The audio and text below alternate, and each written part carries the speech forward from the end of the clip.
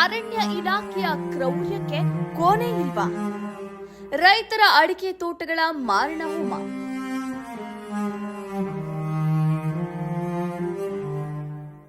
ಆ ಕರುಣೆನೇ ಇಲ್ಲ. ಅದ್ರಿಗೆ ನಾವೇನು ಮಾಡೋಕ್ಕಾಗಲ್ಲ ಕಣಮ್ಮ. ನಿಮ್ಮ ಕಣ್ಣೀರಿಗೆಲ್ಲ ನಾವು ಹೊರಗಕ್ಕಾಗಲ್ಲ ಅಂತ ಹೇಳಿ ಇದು ಮಾಡಿದ್ರೆ ನಮಗೆ ಕೊನೆಗೆ ನ್ಯಾಯ ಒದಗಿಸ್ಕೊಳ್ಳೇಬೇಕು. ನ್ಯಾಯ ಒದಗಿಸ್ಕೊಳ್ಳಿಲ್ಲ ಅಂದ್ರೆ ನಮ್ದೊಂದು ಸ್ವಲ್ಪ ವಿಷ ಕೊಟ್ಬಿಡಿ, ನಾವು ಸತ್ತೋಗ್ಬಿಡ್ತೀವಿ ಅಷ್ಟೇ. ನಮ್ಮ ಜೊತೆಗೆ ನಮ್ಮ ಕುಟುಂಬಕ್ಕೆ ಎಲ್ಲರಿಗೂ ನಮ್ಮ ಮಕ್ಕಳಿಗೆ ಇದೇ ಆಧಾರ ಇದ್ದಿತ್ತು. ಇದನ್ನೇ ನಂಬ್ಕೊಂಡು ನಾವು ಇರೋ ಕೆಲಸನೂ ಕಳ್ಕೊಂಡಿದ್ವಿ, ಜಮೀನು ಕಳ್ಕೊಂಡ್ವಿ, ಎಲ್ಲ ಕಳ್ಕೊಂಡ್ವಿ. ಇದ್ರ ಬದಲು ಒಂದು ತೊಟ್ಟು ವಿಷ ಕೊಟ್ಬಿಟ್ಟು ಸಂಪೂರ್ಣವಾಗಿ ಎಲ್ಲ ಇದು ಮಾಡ್ಬಿಡಿ. ಕಾಲಿಗೆ ಬಿದ್ದರೂ ಕರಗದ ಕಲ್ಲು ಹೃದಯ. ಚಿಕ್ಕನಾಯಕನಹಳ್ಳಿಯಲ್ಲಿ ಅರಣ್ಯ ಇಲಾಖೆಯಿಂದ ರೈತರ ತೋಟ ನಾಶ. ರಾತ್ರಿ ಹೇಳಿರು, ಬೆಳಿಗ್ಗೆನೆ ಟ್ರಂಚ್ ಹೊಡಿಯಕ್ಕೆ ಬಂದ್ರು ಸರ್. ಟ್ರಂಚ್ ಹೊಡಿಯಕ್ಕೆ ಬಂದಾಗ ಕೇಳಿದ್ದಕ್ಕೆ ಬರೀ ಟ್ರಂಚ್ ಹೊಡಿತೀವಿ, ಗಿಡ ಟಚ್ ಮಾಡಲ್ಲ, ನಿಮ್ಗೇನು ತೊಂದರೆ ಮಾಡಲ್ಲ ಜೀವನಕ್ಕೆ ಅಂತ ಹೇಳಿದ್ರು. ನಮ್ಗೆ ಇದು ಬಿಟ್ಟರೆ ಏನೂ ಇಲ್ಲ ಸರ್. ಜೀವನಕ್ಕೆ ನಮ್ಮ ಮಕ್ಳು ಮರಿಗೆಲ್ಲ ವಿಷ ಕೊಡಬೇಕು ಅನ್ನೋ ರೀತಿ ಆಗ್ಬಿಟ್ಟೆ. ಸಣ್ಣ ಮಕ್ಕಳು ಏನೂ ಇಲ್ಲ. ನಮಗೆ ಕಾಲಿಗೆ ಬಿದ್ರು ಇಲ್ಲ, ಕೈಗೆ ಬಿದ್ರು ಇಲ್ಲ ಸರ್. ಊರಿನ ಜನ ಎಲ್ಲ ಬಂದು ಎಲ್ಲ ಅಂತ ಇದಿಲ್ಲ, ಬಿಡ್ರಿ ಅಂತಂದ್ರೆ ಯಾರಿಗೂ ಅವರು ಇದನ್ನು ರಕ್ಷಣೆ ಕೊಟ್ಟಿಲ್ಲ.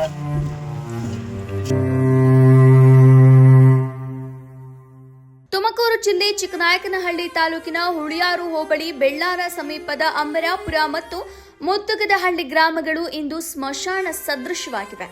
ಕಳೆದ 16 ವರ್ಷಗಳಿಂದ ರೈತರು ತಮ್ಮ ರಕ್ತವನ್ನ ಬೆವರಾಗಿಸಿ ಹಗಲಿರುಳು ಕಷ್ಟಪಟ್ಟು ಹದ ಮಾಡಿ ಬೆಳೆಸಿದ್ದ ಮುಗಿಲೆತ್ತರದ ಅಡಿಕೆ, ತೆಂಗು ಮತ್ತು ಬಾಳೆ ತೋಟಗಳು ಇಂದು ಕಾಲ ಕಸವಾಗಿ ಬಿದ್ದಿವೆ. ಈ ಹಿಂದೆ ಸಾಗುವಳಿ ಚೀಟಿ ಹೊಂದಿದ್ದ ಈ ಜಮೀನುಗಳು ನ್ಯಾಯಾಲಯದ ಆದೇಶದಂತೆ ಅರಣ್ಯ ಭೂಮಿ ಎಂದು ಘೋಷಣೆಯಾಗಿದ್ದೇ ತಡ. ಬುಕ್ಕಾಪಟ್ಟಣ ಮುನ್ನಾ ಜಂಗ್ಲಿ ಅರಣ್ಯ ಇಲಾಖೆ ಸಿಬ್ಬಂದಿ ಕ್ರೌರ್ಯದ ಪರಮಾವಧಿಯನ್ನೇ ಮೆರೆದಿದ್ದಾರೆ.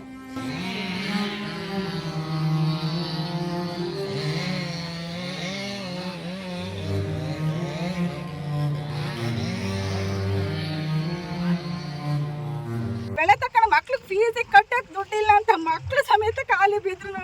ಅವ್ರಿಗೆ ಕರುಣೆ ಇಲ್ಲ ಅಂತಂದ್ರೆ ಇನ್ನೆಲ್ಗೆ ಹೋಗ್ಬೇಕು? ನಾವು ಹೈಕೋರ್ಟ್ಗೆ ನ್ಯಾಯ ಒದಗಿಸ್ಕೊಂತೀವಿ ಅಂದ್ರೆ ಅದಕ್ಕೂ ಅವಕಾಶ ಕೊಡಲಿಲ್ಲ. ಹೈಕೋರ್ಟಲ್ಲಿ ಯಾವುದೇ ನಿಮಗೆ ನ್ಯಾಯ ಸಿಕ್ಕಲ್ಲ ಕಣಮ್ಮ. ನಾವಿದ್ದೀವಿ, ನಮ್ಮನ್ನು ನಂಬಿ ಅಂತ ತಹಶೀಲ್ದಾರು ಸಹಿತ ಹೇಳಿದ್ರು. ನಾವು ನಂಬಿ ಇವರು ತೋಟ ಬೆಳೆಸಿದ್ದಾರೆ, ಇದನ್ನೇ ನಂಬ್ಕೊಂಡಿದ್ದಾರೆ, ಮಕ್ಳು ಮರಿ ಇದ್ದಾರೆ, ಇದನ್ನ ಬಿಟ್ಟರೆ ಜೀವನನೇ ಇಲ್ಲ, ಬೀದಿ ಪಾಲಾಗ್ತಾರೆ ಅಂತ ಬರೀತೀನಿ ಅಂತ ಅವರು ನಂಬಿಕೆ ಕಳ್ಕೊಂಡ್ರು. ಇವರು ಅರಣ್ಯಾಧಿಕಾರಿಗಳು ಅಷ್ಟೇ. ಆಯ್ತಮ್ಮ, ಕೋರ್ಟ್ ಕಚೇರಿಗೆ ಹೋಗ್ಬೇಡ್ರಿ, ನಾನು ನ್ಯಾಯ ಕೊಡ್ತೀನಿ. ಕೋರ್ಟ್ಗೆ ಹೋದ್ರೆ ಅದೇ ಆದೇಶ ಆಗುತ್ತೆ ಅರಣ್ಯ ಕಡೆಗೆ, ನಿಮಗೆ ನ್ಯಾಯ ಸಿಕ್ಕಲ್ಲ ಅಂತ ಹೇಳಿ ಇದು ಮಾಡಿದ್ರು. ನಮಗೆ ನಂಬಿಸಿ ನಮಗೆ ದಯಾಮರಣ ಕೊಡಿ ಸರ್, ನಮಗೆ ಬೀದಿ ಪಾಲಾಗ್ತಿದ್ದೀವಿ, ನಮ್ಮ ಮಕ್ಳಿಗೆ ವಿಷ ಕೊಟ್ಬಿಡ್ರಿ, ಬೇರೆ ಜಮೀನು ಇಲ್ಲ ನಮಗೆ, ಬೇರೆ ಆಶ್ರಯನೂ ಇಲ್ಲ, ನಾವು ದುಡಿಯೋ ಶಕ್ತಿನೂ ಕಳ್ಕೊಂಡ್ವಿ, ಇರೋ ಕೆಲಸನೂ ಕಳ್ಕೊಂಡ್ವಿ, ಜಮೀನು ಕಳ್ಕೊಂಡ್ವಿ, ಮಕ್ಕಳು ಫೀಸ್ ಕಟ್ಟಕ್ಕೆ ಹಣಕ್ಕೆ ಅವಕಾಶ ಕೊಡಿ. ನಾವು ಕಷ್ಟ ಬಿದ್ದು ಬೆಳೆದಿರೋದು, ಫಸ್ಲು 3 ತಿಂಗಳು ಕಾಲಾವಕಾಶ ಕೊಡಿ ಅಂತ MLAನೆಲ್ಲ ಕೇಳಿವಿ. ಅವ್ರ ಕಾಲಿಗೆಲ್ಲ ಬಿತ್ತು. ಈ ಗ್ರಾಮಸ್ಥ ಊರ್ನವರೆಲ್ಲ ಕೇಳಿದ್ರು, ಅವ್ರ ಕರುಣೆನೇ ಇಲ್ಲ ಅಂತಂದ್ರೆ ಅಲ್ಲಿ ಕೇಳಿದ್ವಿ, ವಿಷ ಕೊಟ್ಟು ಬಿಡಿ, ಇಂಥ ತೀರ್ಮಾನ ಮಾತ್ರ ಕೊಡಬೇಡ್ರಿ ನೀವು. ಸ್ವಾಮಿ, ನಮ್ಮ ತಾತ ಮುತ್ತಾತರಿಂದ ಸಮಾಧಿ ಇಲ್ಲೇ ಇದೆ, ನಾವು ಜಮೀನು ಬಿಟ್ಟು ಹೋಗ್ತೀವಿ. ಆದ್ರೆ ಈ ವರ್ಷದ ಅಡಿಕೆ ಬೆಳೆ ಡಿಸೆಂಬರ್ನಲ್ಲಿ ಕೈಗೆ ಸಿಗುತ್ತೆ. ಮಕ್ಕಳ ಸ್ಕೂಲು, ಕಾಲೇಜ್ ಫೀಸು ಕಟ್ಟಬೇಕು. ಆಮೇಲೆ ನಾವೇ ಮರ ಕಡಿತೀವಿ, ದಯವಿಟ್ಟು ಕಾಲಾವಕಾಶ ಕೊಡಿ ಎಂದು ರೈತರು ಅಧಿಕಾರಿಗಳ ಕಾಲಿಗೆ ಬಿದ್ದು ಗೋಗರ್ದಿದ್ದಾರೆ. ಆದರೆ ಇಲಾಖೆಯ ಕಲ್ಲು ಹೃದಯ ಮಾತ್ರ ಕರಗಲಿಲ್ಲ. ಬರೋಬ್ಬರಿ 60ಕ್ಕೂ ಹೆಚ್ಚು ಮರ ಕಡಿಯುವವರು ಜೆಸಿಬಿ ಮತ್ತು ಇಟಾಚಿ ಯಂತ್ರಗಳೊಂದಿಗೆ ಮುಗಿಬಿದ್ದು ಸಿಬ್ಬಂದಿ ರೈತರ ಜೀವನಾಧಾರವಾಗಿದ್ದ ಹಸಿರು ತೋಟವನ್ನೇ ಕ್ಷಣ ಮಾತ್ರದಲ್ಲಿ ಧೂಳಿಪಟ ಮಾಡಿದ್ದಾರೆ. ಅಷ್ಟೇ ಅಲ್ಲ, ಚೆನ್ನಾಗಿದ್ದ 1 ಎಕರೆ ಕಾಡನ್ನ ಜೆಸಿಬಿಯಿಂದ ನೆಲಸಮ ಮಾಡಿ ಅಲ್ಲೇ ದೊಡ್ಡ ಗುಂಡಿ ತೆಗೆದು ಕಡಿದ ಮರಗಳನ್ನ ಮುಚ್ಚಿ ಹಾಕುವ ಮೂಲಕ ಅರಣ್ಯ ಇಲಾಖೆಯೇ ಪ್ರಕೃತಿ ನಾಶಕ್ಕೆ ಮುಂದಾಗಿವೆ. ಅರಣ್ಯ ಉಳಿಸಬೇಕಾದವರೇ ಈ ರೀತಿ ತೋಟಗಳನ್ನ ಸುಪರ್ದಿಗೆ ಪಡೆದು ಪೋಷಿಸುವ ಬದಲು ಕತ್ತರಿಸಿ ಹಾಕಿರುವುದು ಸಾರ್ವಜನಿಕರ ತೀವ್ರ ಆಕ್ರೋಶಕ್ಕೆ ಕಾರಣವಾಗಿದೆ. ವರದಿ ಫೈರೋಜ್ ಪಾಷಾ, ಬುಕ್ಕಾಪಟ್ಟಣ. ಮಾಡಿ ಮತ್ತೆ ಲಕ್ಷಾಂತರ ರೂಪಾಯಿ ಗೊಬ್ಬರ ಹಾಕಿದ್ವಿ. 3 ಲಕ್ಷ ರೂಪಾಯಿ ಕುರಿ ಗೊಬ್ಬರ ಹಾಕಿದ್ವಿ. ಮತ್ತು ಆರ್ಗ್ಯಾನಿಕ್ ಟಾನಿಕ್ಗಳೆಲ್ಲ ಹಾಕಿದ್ವಿ, ಒಂದು 30,000 ರೂಪಾಯಿ. ಮತ್ತು ದನಿ ಗೊಬ್ಬರ ನಮ್ಮ ತಿಪ್ಪೆಗಿದ್ದಿದ್ದು ಗೊಬ್ಬರ ಎಲ್ಲ ಹಾಕಿ ತೆಂಗಿನಗಳಿಗೆಲ್ಲ ಗೊಬ್ಬರ ಹಾಕಿ ಜಯಿಸಿದ್ದೀವಿ. ಹುಲ್ವಾಡ್ಸ್ ಎಲ್ಲ ಕ್ಲೀನ್ ಮಾಡಿಸ್ಕೊಂಡಿದ್ವಿ. ಮತ್ತಿನ್ನೇನು 8ನೇ ತಾರೀಕು ಬರ್ತಾರೆ ಅನ್ನೋ ಗುಮಾನಿ ಗೊತ್ತಾಗಿದ್ದಕ್ಕೆ ಹೋಗಿ ಕೇಳಿದ್ದಕ್ಕೆ MLA ಸುರೇಶ್ ಬಾಬು ಅವ್ರನ್ನ ಸೇರಿಸಿ ಕೇಳಿದ್ದಕ್ಕೆ ಇಲ್ಲ ನಮ್ಗೆ ಲೋಕಾಯುಕ್ತರಿಂದ ಪ್ರೆಜರ್ ಐತೆ, ನಾವು ಇದು ಡೆಮಾಲಿಷ್ ಮಾಡಲೇಬೇಕು, ನೀವು ಲೋಕಾಯುಕ್ತರಿಂದ ಹೇಳಿಸ್ರಿ, ಅವ್ರು ಒಪ್ಕೊಂಡ್ರೆ ಬಿಟ್ಬಿಡ್ತೀವಿ ಅಂತ ಹೇಳಿದ್ರು. ಲೋಕಾಯುಕ್ತರ ಹತ್ರನೂ ಹೋಗಿ ಕೇಳಿಸಿದ್ದಕ್ಕೆ ಆಯ್ತಪ್ಪ ಬಿಡ್ರಪ್ಪ, ಅವ್ರಿಗೆ ಬೆಳೆ ಅಂತ ನಿಮ್ಗೆಲ್ಲ ಅನುಕೂಲ ಮಾಡಿಕೊಟ್ಟಿದ್ರಂತೆ, ಬೆಳೆ ಅಂತ ಬಿಟ್ಕೊಂಡ್ರಯ್ಯ ಅಂತ ಹೇಳಿದ್ದಕ್ಕೆ ಆಯ್ತು ಸರ್ ಅಂತ ಒಪ್ಕೊಂಡ್ರು. ಆಮೇಲೆ ನೋಡಿದ್ರೆ ಬೆಳಿಗ್ಗೆನೆ ಬಂದರು. ಮಲ್ಲಿಕಾರ್ಜುನ ಅಂತ ನಮ್ಮದು ಗ್ರಾಮ ಮುತ್ತುಗದಳ್ಳಿದೆ. ಈ ಮುತ್ತುಗದಳ್ಳಿ ಸಮೀಪದಲ್ಲಿ ನಾವು 7 ಎಕರೆ ಕೊಂಡ್ಕೊಂಡಿದ್ವಿ. ನಮ್ಮ ಅಕ್ಕರಿಗೆ 5 ಎಕರೆ, ನಂದು 2 ಎಕರೆ. ನಾವು ಕೊಂಡ್ಕೊಂಡು ಜಮೀನೆಲ್ಲ ಆಬಾದ್ ಮಾಡಿ ಅಡಿಕೆ ಗಿಡ ತೆಂಗಿನ ಗಿಡ ಇಟ್ಟು ಎಲ್ಲ ಇದುವರೆಗೂ ಬೆಳೆಸಿದ್ವಿ. ನಮ್ಗೆ 82ರಿಗೆ ಮಂಜೂರಾಗಿರೋ ಜಮೀನು ಅವ್ರ ಕಡೆಯಿಂದ ನಾವು ಕೊಂಡ್ಕೊಂಡು ನಾವು ಅಭಿವೃದ್ಧಿ ಮಾಡಿರೋದು.